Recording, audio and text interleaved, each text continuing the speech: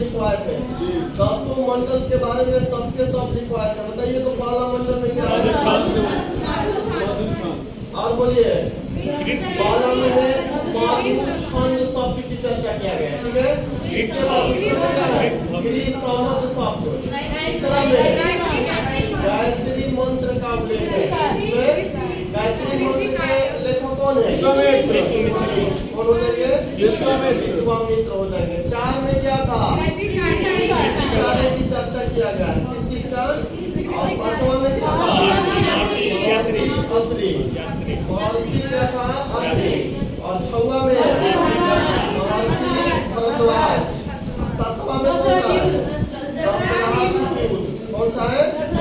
8 number में Angiras. 9 number में सोम देवता। और 10 नंबर में सूर्य देवता। और 10 नंबर में पुरुष का चर्चा किया गया, ठीक है। इसमें बताए थे कि 10वां मंडल में एक चीज का और चर्चा है, वर्ण व्यवस्था की। किस चीज का? वर्ण व्यवस्था के भी चर्चा किया गया है। और बताए थे कि 9 और 10 जो है, 9 और 10 के रचनाकार कौन थे? अनेक ऋषि। कौन थे? अनेक ऋषि इनके रचनाकार थे। तो ये ऋग्वेद में 10,600 क्या हो गया? सूत्र, जिसमें सबको लिखवा दिए हैं आगे चल के। इंद्र भगवान के लिए 250, अग्नि के लिए 200, सूक्त की संख्या कितना हो गया? 1000। बहुत बार पूछा गया क्वेश्चन है, मंडल कितना है? 10। और 10 मंडल में क्या क्या है इसका चर्चा आप लोग याद रखिएगा। इसमें लिखवाए थे ऋग्वेद में टोटल कितनी नदी की चर्चा किया गया है? नदी कितना हो जाएगी? 21 नदी। जिसमें सबसे महत्वपूर्ण नदी कौन सी हो जाएगी? कौन सी नदी? सिंधु नदी पर हड़प्पा सिंधु घाटी सभ्यता के कौन कौन सा मोदक सिटी है? बताइए। मोहनजोदड़ो और क्या है? मोहनजोदड़ो और दोनों सिंधु नदी पर है, ठीक है। अब बताइए पवित्र नदी कौन है? पवित्र नदी है सरस्वती नदी। ऋग्वेद में पूछेगा कि पवित्र नदी कौन है? सरस्वती। और सरस्वती नदी को ऋग्वेद में कई नाम से जाना जाता है। कौन कौन? देवी तावा, नंदी तावा। माता तावा, देवी तावा और नंदी तावा, 3 नाम से जाना जाता है, ठीक है। और सरस्वती नदी को ऋग्वेद में और क्या कहा जाता है? अगर नदी। और इस नदी पे सिंधु घाटी सभ्यता के कौन सा और शहर स्थित है? कालीबंगा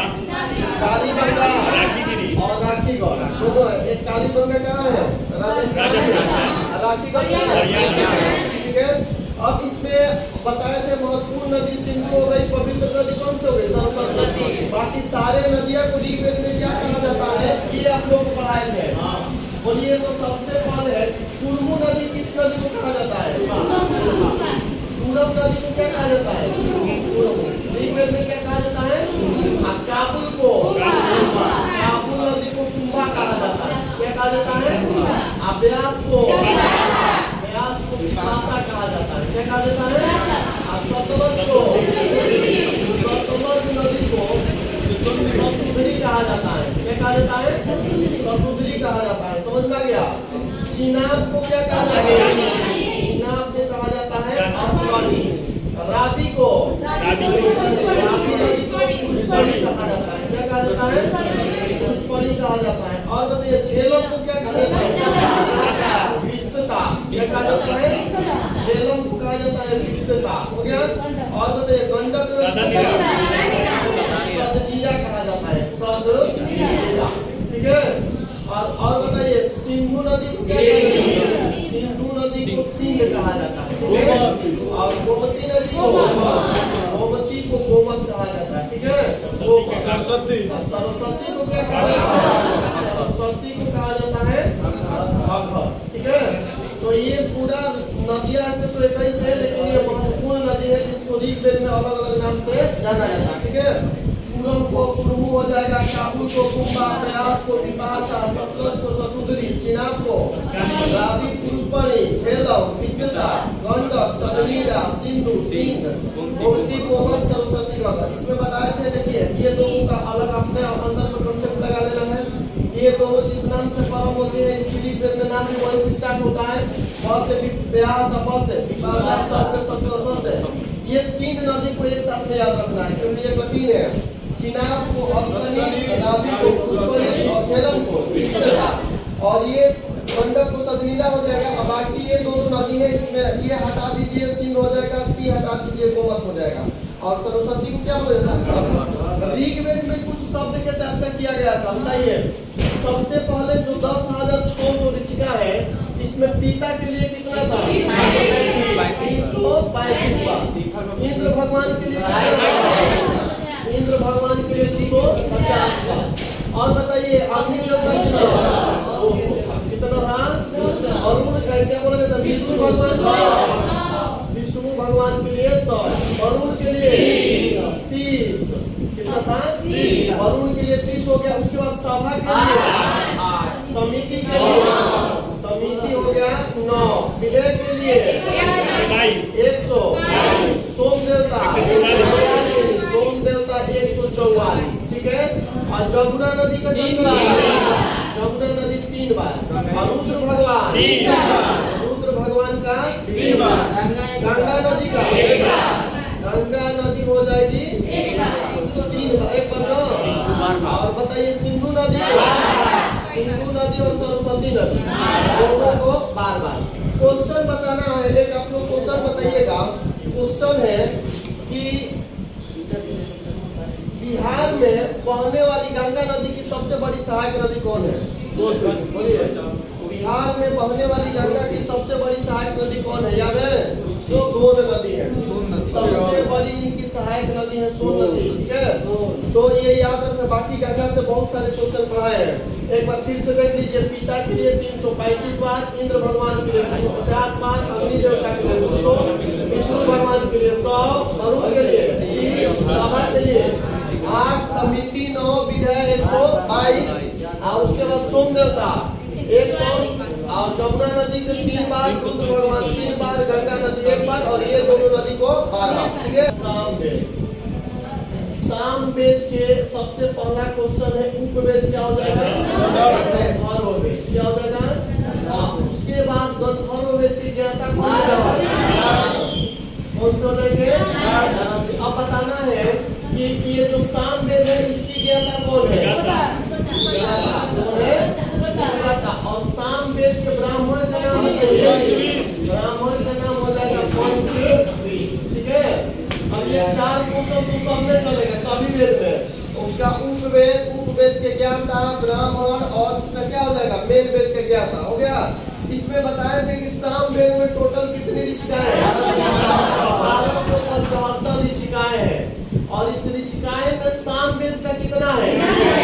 केवल सामवेद का 99 को है। कितना है? बाकी किसका है? बाकी सब ऋग्वेद से लिया गया। ठीक है। और इसमें एक और क्वेश्चन पढ़ाए थे, जग जो परम होता है ना, यज्ञ परम होने वाला जो मंत्र का उच्चारण किया जाता है, यज्ञ परम होने वाला मंत्र का उच्चारण किस वेद में किया जाता है? मंत्र का उच्चारण किया जाता है सामवेद में। ठीक है। कौन सा वेद हो जाएगा? सामवेद। और सामवेद को संगीत का भी वेद कहा जाता है। कौन सा वेद? संगीत का वेद कहा जाता है, क्योंकि इसमें संगीत के जो 7 को स्वर होता है ना, सारे होता है, उस सब का चर्चा किसमें किया गया है? सामवेद में। ये कौन सा वेद है? यजुर्वेद। पहला इसका उपवेद। उपवेद का नाम क्या हो जाएगा? पता है? और अनुवेद के ज्ञाता कौन है? विश्वामित्र। ये सभी वेद में इतना चलेगा। ठीक है। यजुर्वेद के उपवेद क्या हो जाएगा? धनुर्वेद। और धनुर्वेद के ज्ञाता कौन हो जाएगा? विश्वामित्र। इसके बाद अगला क्वेश्चन बताए थे कि इनके ब्राह्मण का नाम भी बताइए। ब्राह्मण का अगर नाम पूछेगा तो क्या हो जाएगा? ठीक है। क्या हो जाएगा? सत्यवाद। और एक क्या हो जाएगा? हो जाएगा। ये इनका ब्राह्मण का नाम हो गया। लेकिन पूछेगा कि ये यजुर्वेद के ज्ञाता कौन थे? तो अथर्वई। कौन से? अथर्वई थे। ठीक है। तो ये 4 क्वेश्चन सब में हो गया। वेद, उपवेद के ज्ञाता, ब्राह्मण और मेन वेद के ज्ञाता, ये 4 हो गया। अब इसमें क्वेश्चन आप लोग को बताना कि कई को सूत्र था। इसमें 1990 को ऋचिकाएं था। कितना ऋचिकाएं था? 1990 ऋचिकाए था, ठीक है। और इस वेद को अब इसमें ये पर्सनल जो ये 1990 को जो ऋचिकाए है वो ओरिजिनल यजुर्वेद से था, ये किसी दूसरा वेद से न लिया गया था न दिया गया था, ओरिजिनल इसी का था, ठीक है। अब क्वेश्चन पूछेगा कि ये इसमें क्या कहा जाता है, इसे और किस नाम से जाना जाता है, तो इसे जूद वेद के नाम से भी जाना जाता है। क्या कहा जाता है, जूद वेद के नाम से भी इसको जाना जाता है, नाम से जाना जाता है, जाना जाता है। आगे चल के यजुर्वेद को दो भागों में बांट दिया गया था, यजुर्वेद को दो भागों में बांटा गया था, एक को कहा गया था विष्णु यजुर्वेद और उसके बाद शुल्क यजुर्वेद, ठीक है। शुल्क शुक्ल हो गया। अब देखिए एक कृष्ण यजुर्वेद को कहा गया गद वाला वेद, क्या कहा गया, गद वाला वेद। और इसको क्या कहा गया, पद वाला वेद, क्या कहा गया, पद वाला वेद। तो क्वेश्चन पूछेगा कि किस वेद को गद एवं पद वाला वेद के नाम से जाना जाता है, तो यजुर्वेद को कौन सा नाम से जाना जाता है, गद एवं पद वाला वेद के नाम से भी जाना जाता है। पद वाला वेद के नाम से भी क्या किया जाता है, नाम से जाना जाता है। हो गया, इतना क्वेश्चन आप लोग याद रखिएगा। बाकी कोई भी बोलिए, उपवेद, इसका उपवेद क्या हो जाएगा, शिल्पवेद। और शिल्पवेद के क्या कौन हो जाएंगे, विश्वकर्मा इसके ज्ञाता हो जाएंगे, ठीक है।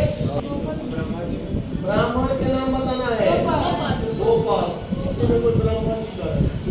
और इसके मेन ज्ञाता कौन हो जाएंगे, और यहाँ ज्ञाता हो जाएंगे ब्रह्मा जी, ठीक है। यानी 4 क्वेश्चन इसमें भी हो गया कि अथर्ववेद के उपवेद हो गया शिल्पवेद के ज्ञाता हो गए विश्वकर्मा, इसके ब्राह्मण का नाम हो गया गोपद और ज्ञाता हो गए ब्रह्मा जी। अब इसमें देखिए कांड होता है, इसमें कई गो, इसमें कांड की संख्या है 20 गो, कई गो है, कांड की संख्या कितना अथर्ववेद में, कांड की संख्या 20 है अथर्ववेद में, ठीक है। इसके बाद इसमें भी पूछेगा कि सूक्त की संख्या इसमें कितना होती है, बोलिए 721 गो। इसमें सूक्त की संख्या कितना है, और ऋग्वेद में सूक्त की संख्या कितना था, 1088, और इसमें सूक्त की संख्या कितना हो जाएगा 731 गो। इसमें ऋचिकाएं कितना है, ऋचिकाएं है इसमें, बोलिए याद है, 5987 गो।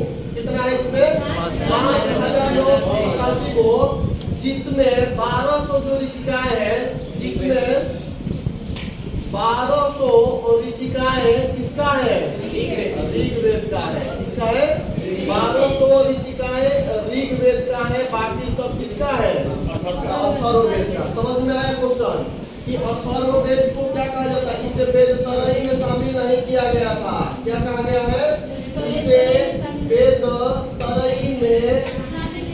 तरई में शामिल नहीं किया गया था, शामिल नहीं किया गया था। इसके पीछे रीजन क्या था, क्योंकि इसका निर्माण जो हुआ है उत्तर वैदिक काल में हुआ है। इसका निर्माण किस काल में हुआ है, इसका निर्माण उत्तर वैदिक काल में हुआ है, उत्तर वैदिक काल में हुआ, ठीक है। अब देखिए इसे और किस नाम से जाना जाता है, इसे क्या कहा जाता है, रोग निवारण वाला वेद, रोग निवारण वाला वेद। रोग निवारण वाला वेद के बाद बोला जाता है तंत्र मंत्र वाला वेद, तंत्र मंत्र वाला वेद, तंत्र मंत्र वाला वेद। और इसे और किस नाम से जाना जाता है, जादू और टोना वाला वेद, ठीक है। जादू टोना वाला वेद के नाम से जाना जाता है, ठीक है। तो देखिए एक बार फिर से, अथर्ववेद के उपवेद क्या हो जाएंगे, शिल्पवेद, शिल्पवेद के ज्ञाता कौन हो जाएंगे, विश्वकर्मा, इसके ब्राह्मण क्या हो जाएंगे, गोपाल, ज्ञाता कौन हो जाएंगे, ब्रह्मा जी। कांड की संख्या पूछेगा, इसको सूक्त की संख्या, इसको ऋचिकाएं पूछेगा 5987, जिसमें 1200 किसका है, ऋग्वेद का। और इसे ये नाम से जाना जाता है, तो जो पूछा गया क्वेश्चन है कि रोग निवारण वाला वेद कौन है, तंत्र मंत्र वाला जागरूक होने वाला वेद के नाम से किसे जाना जाता है? तो कौन सा वेद हो जाएगा? अथर्ववेद। इसे वेद तरह में शामिल नहीं किया गया था क्योंकि इसका निर्माण कब हुआ था? वैदिक उत्तर वैदिक काल में। बहुत भाषा है, केवल कुछ पढ़ना नहीं है इसमें। आरण्यक किसे कहते हैं? क्वेश्चन पूछता है कि आरण्यक से आप क्या समझते हो? ठीक है, तो याद है किसी को आरण्यक किसे कहा जाता है? ये प्रश्न है। वैसा पुस्तक या वेद, वैसा पुस्तक या वेद जिसका रचना जंगल में किया गया हो, जिसका रचना कहाँ किया गया हो? जंगल में किया गया हो, उसे क्या कहते हैं? गया हो, उसे कहते हैं आरण्यक। क्या कहते हैं? आरण्यक। ठीक है, क्या कहते हैं? उसे आरण्यक कहते हैं। समझ में गया? वैसा पुस्तक या वेद जिसकी रचना जंगल में किया गया हो उसे कहते हैं आरण्यक। तो क्वेश्चन पूछा जाएगा कि बताइए, क्वेश्चन हम लेते हैं जिसे पूछेंगे वही बताएगा। बताइए निम्न में से किस वेद का निर्माण जंगल में किया गया हो? ऑप्शन दे रहे हैं, आप लोग अभी मत बोलिएगा। ठीक है, ऑप्शन ए है अथर्ववेद, ऑप्शन बी है सामवेद, ऑप्शन सी है ऋग्वेद, ऑप्शन डी है कौन सा? यजुर्वेद। ठीक है, इसमें बताना है क्वेश्चन कि बताइए निम्न में से किस वेद का निर्माण जंगल में किया गया है? बोलिए। की गई हो और जंगल में जिस पुस्तक की रचना की गई हो उसको क्या कहते हैं? आरण्यक। यानी आरण्यक के अंतर्गत आ जाएगा अथर्ववेद। बाकी